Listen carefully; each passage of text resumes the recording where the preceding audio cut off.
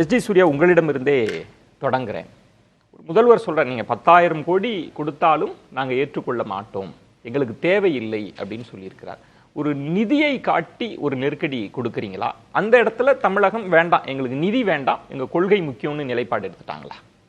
இல்லை, கொள்கை முக்கியம் நிலைப்பாடு எடுக்கிறது ஒரு பிரச்சனையும் கிடையாது. அது எந்த சமயத்தில் எப்படி எடுக்கிறீங்கன்றது மட்டும்தான் நாங்கள் கேள்விக்குள்ளாக்கிறோம். முதல்வர் சொல்கிறாரு இல்லையா, நாங்கள் 10,000 கோடி கொடுத்தாலும் எடுக்க மாட்டோம்னு சொல்லிட்டு. இது கடந்த கல்வி ஆண்டில் மத்திய அரசு கல்வி அதிகாரிகள், மாநில அரசு கல்வி அதிகாரிகள் இணைந்து அந்த எஸ்எஸ்ஏன்னு சொல்லக்கூடிய சமகிரக சிக்ஷா அபியான் திட்டத்திற்கு அடுத்த கல்வியாண்டு, அதாவது இந்த கல்வியாண்டுக்கான நிதி ஒதுக்கீடு குறித்து அந்த திட்டங்களை வகுத்தாங்க இல்லையா, அப்போ தெளிவாக சொல்லியிருந்தாங்கன்னா இந்த பிரச்சனையே இல்லை. அதாவது ஒரு ஹிஸ்ட்ரியோட சொல்கிறேன், இப்போது சமகிரக சிக்ஷா அபியானுக்கு இப்போ நிதி கொடுக்க மாட்டேங்கிறாங்கன்றது தான் பிரச்சனை. அது ஒரு இன்டகிரேட்டட் ஸ்கீம், 4 திட்டங்களை உள்ளடக்கிய ஒரு திட்டம். அது இந்த 4 திட்டத்தில் பிஎம் ஸ்ரீ பள்ளிகள் அப்படின்றது ஒரு இன்டகிரேட்டடில் இருக்கக்கூடிய 4 காம்பனண்ட்டில் ஒன்று.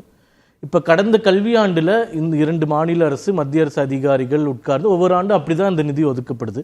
அதனுடைய தேவைகள், வருங்கால திட்டங்கள், அதற்கென்று ஒரு கமிட்டி இருக்கின்றது. மாநிலத்தில் அப்ரூவ் ஆகணும், மத்தியிலிருந்து பார்ப்பாங்க, அவங்க அப்ரூவ் பண்ணணும், அதிகாரிகள் பேசுவாங்க. அப்படி ஒதுக்கப்பட்ட நிதி தான் அந்த 2151 கோடி.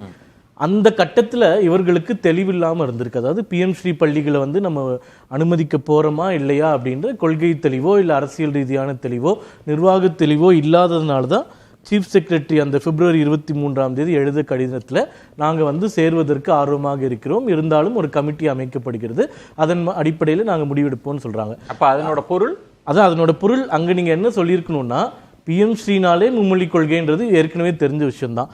அப்போ நீங்கள் எதுக்கு is very keen to sign எம்ஓயுன்ற ஒரு வார்த்தை இடம்பெறுது?